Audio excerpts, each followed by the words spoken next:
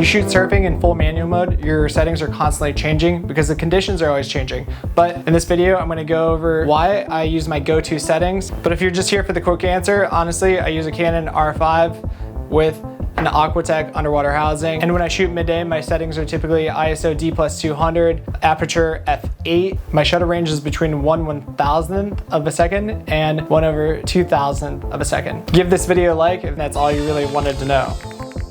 But if you're a camera nerd like me, let's go into detail on all of these settings and why I use them. And if you're new here, my name is Connor Trimble. I'm a professional photographer and videographer based here in Honolulu, Hawaii.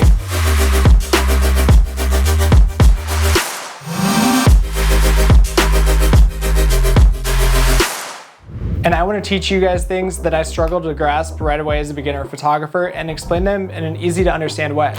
I use a Canon R5 with a 24-105 f4 lens with an Aquatech Edge underwater housing. Let's start with ISO or ISO.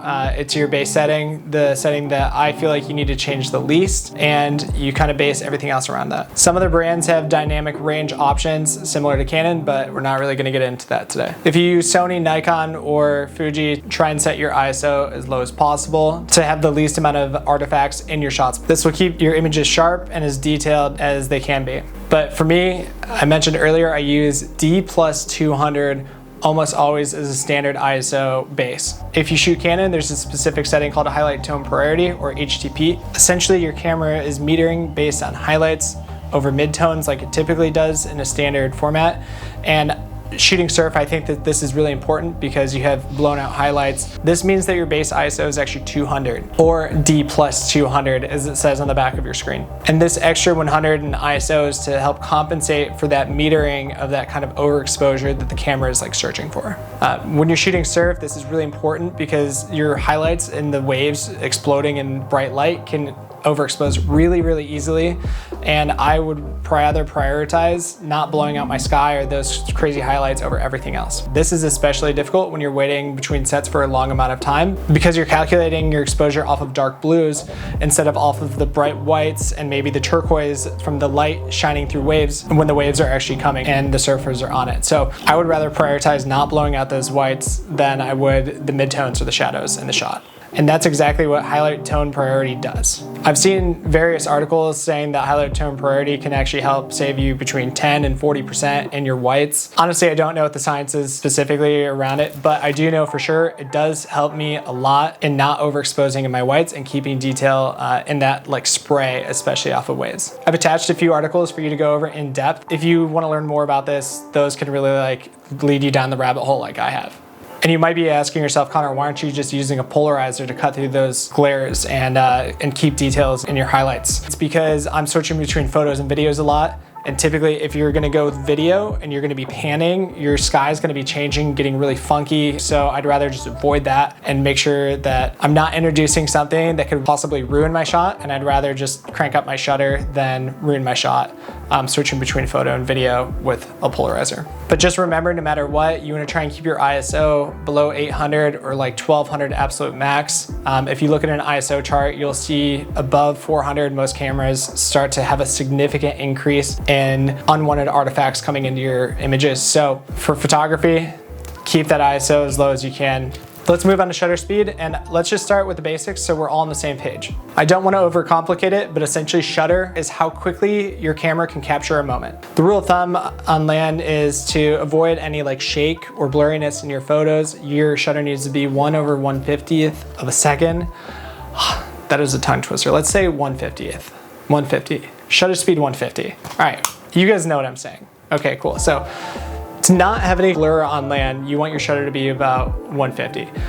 I try to keep mine 250 just because I think sometimes I'm getting a little distracted, maybe looking at my subject or trying to guide them in what to do, stuff like that. So just to be safe, I try to keep my shutter at least 250 on land with a portrait model. To freeze a moment in time with somebody walking, the rule of thumb on that is to have a shutter of 1/500. To freeze a moment in time of somebody running, typically you need a shutter of 1/1000th of a second. But runners are only going 6 to 10 miles per hour on average, and surfers are traveling on average 10 to 15 miles per hour. So if you need 1000 shutter for a runner, you probably need a little bit faster for a surfer. So essentially what I'm trying to get at here is don't be afraid to crank up your shutter to get that frozen moment in time look with really crispy details around your surfer.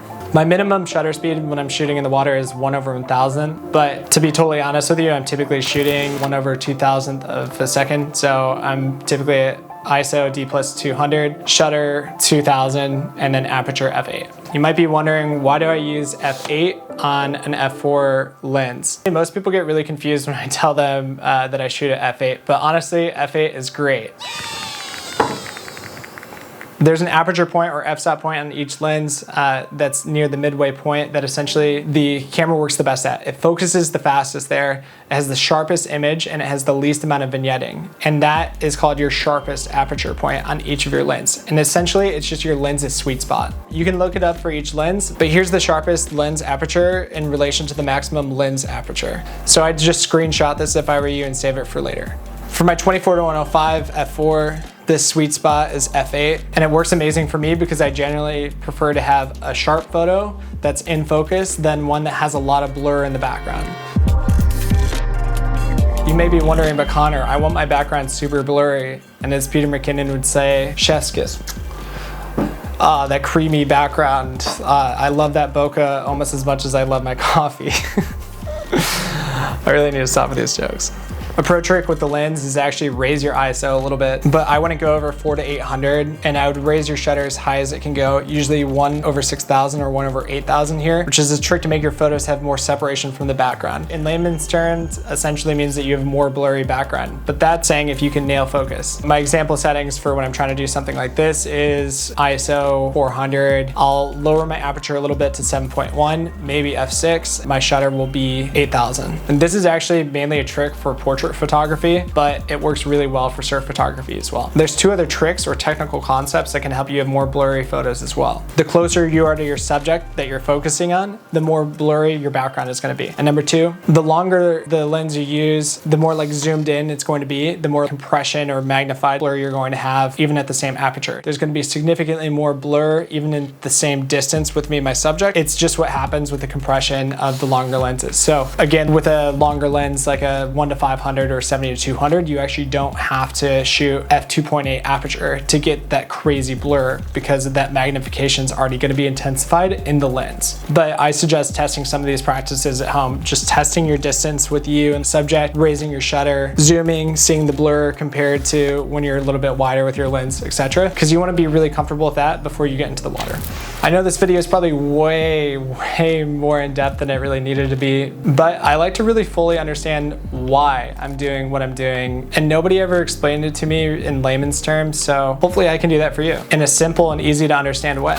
I wanted to do video settings in this video as well, but I think I was already starting to get carried away. So if you want to see an in-depth review on what my go-to camera settings are for video in the water, let me know in the comments below. And if you like this and it helped you out, please give it a like. I'd appreciate a subscribe and support. And please leave a comment if you have any questions or suggestions for future videos. I'm happy to help you, and I'll see you in the next one. How long did that take? Wow, that was... Hopefully that worked. I'm not feeling